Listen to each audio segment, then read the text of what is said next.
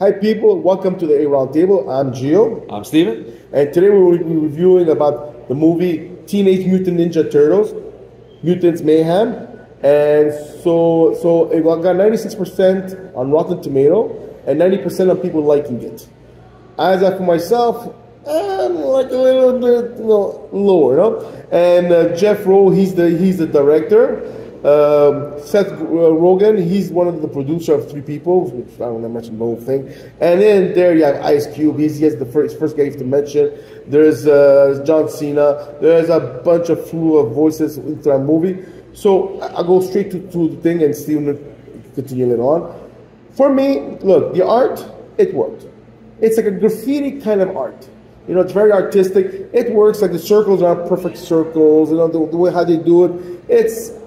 I like it more this way than the CGI Ninja Turtle a couple years ago, which are 8-10 years ago, give or take. About, yeah.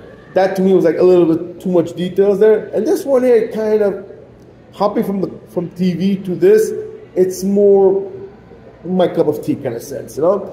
So, for my opinion, if you're a complete went to cheapo night again because we're cheapo big time, you know, and I enjoyed for the price I paid for it. I wouldn't ever pay it for a full price. It's all about trying to be accepted into the human world, and the storyline is pretty well done. I mean, I pretty enjoyed the storyline of the way it's done in Ninja Turtles. Sorry, it's my fault. Silent Earthquake. And so for me, myself, I'm in the 80s, give or take. But I wouldn't pay full price for this movie. And I said, I have not much to talk about on Ninja. So that was his era. So go for it, Steven. As much as it was my era, I was never a diehard fan of the Ninja Turtles. I watched a couple of movies here and there. There was a cartoon I watched a few years ago, which I liked. I think there was Patrick Stewart in it, Chris Evans. I forgot what the name of it. Forgive me. That one I liked. It was a cartoon. This one I'm going to have to say, interesting. I liked how they portrayed the characters. I thought they were true to them. That they had teenage kids playing the Teenage Mutant Ninja Turtles, which is a great move. So Seth Rogen was one of the producers. I think he did a great job in kind of getting the feel, I guess, of these Ninja Turtles, of these Teenage Ninja Turtles, by having teenagers play them. So you have Mika Abbey, Shannon Brown, Nicholas Cantu, and Brady Noon playing the Turtles. They're all, I believe, teenagers themselves. So it comes off as sincere. The rest of the character are, there's Jackie Chan as Splinter, John Cena as Roadblock, Seth Rogen as Bebop. I like the story of them trying to get acceptance by the human world by becoming the heroes of New York City. I get it. I understand it. I kind of like these characters, but unlike Gio, I hated the animation. I thought it was cheap. I understand they're trying to get graffiti style, like you said, because it's New York City. Yes. I get the link. It just seemed really low budget for me. If you're going to reboot these guys, put a little effort into it. I think they were trying to aim for how Spider-Man and the Spider-Verse looks with all those little kind of differences. This one kind of stayed with, let's look at as graffiti trash look, and we're that way. For me, I had a hard time watching it that way, but because I liked the way they portrayed the characters, I did stay and look at it. That's the thing. They did a great job with the characters, so I kind of overlooked that part. But in looking at it, my quibble is the animation. I did not like it, and I hope they fix it for the second one. I find, see, the animation, because they don't want to be like Super Mario, very kind of realistic, and they don't want to be like the Spider multi-universe and everything. That you think of that one there. You have 5-6 artists. Some of you like, some of you don't. Which is maybe sometimes because it's bound to be one or two you like. This one they went, I think, for the youth.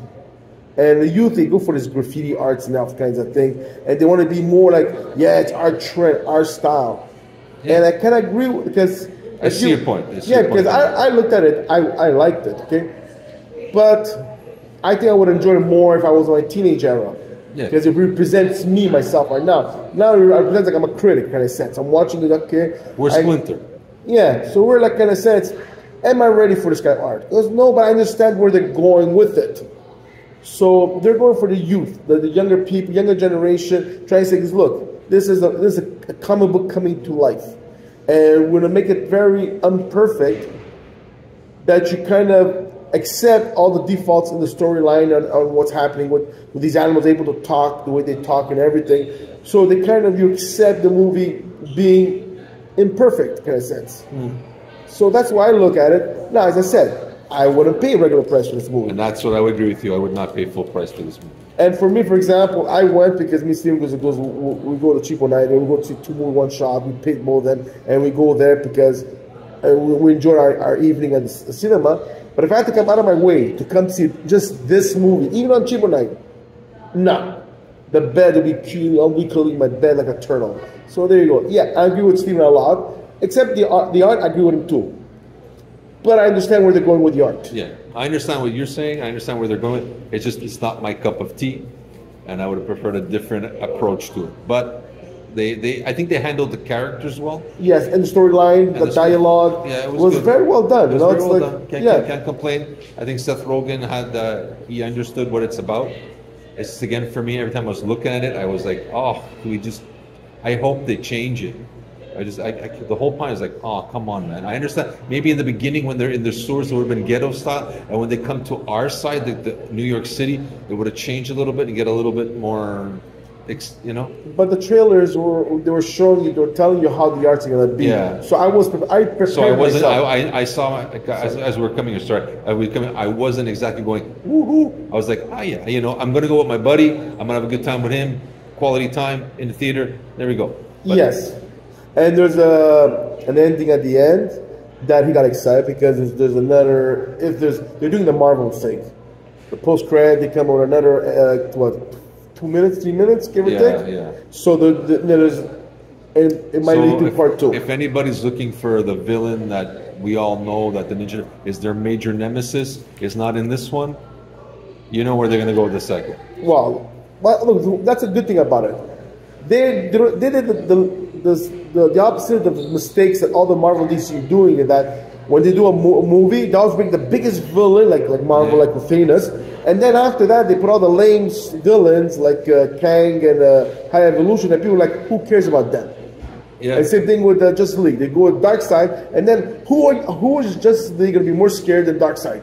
Oh, I don't know. Maybe this person. They're all lame after that. Yeah, exactly. At least they went good.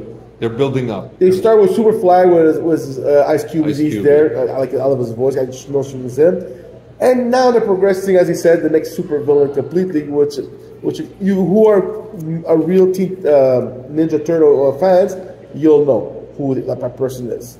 If you don't, do real research, but at least they're going in the right direction at that point of view. And that's it. So we both agree. It all depends on how you guys.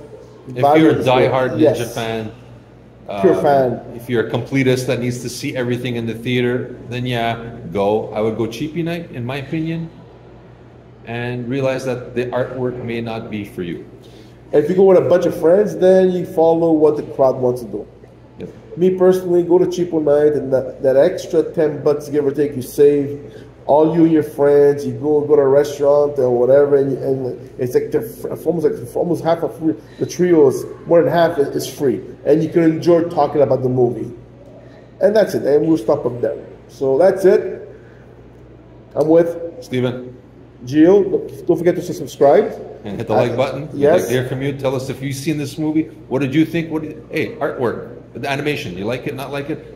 Who do you think is right on that one? You Let could us know. agree or disagree with us. But it's okay. We'd like to hear you anyways. Yes. This is Steven saying, I don't recommend this full price. Me too, I don't. Doesn't mean we're right. Ciao, guys. To the next movie. Bye-bye. See you soon.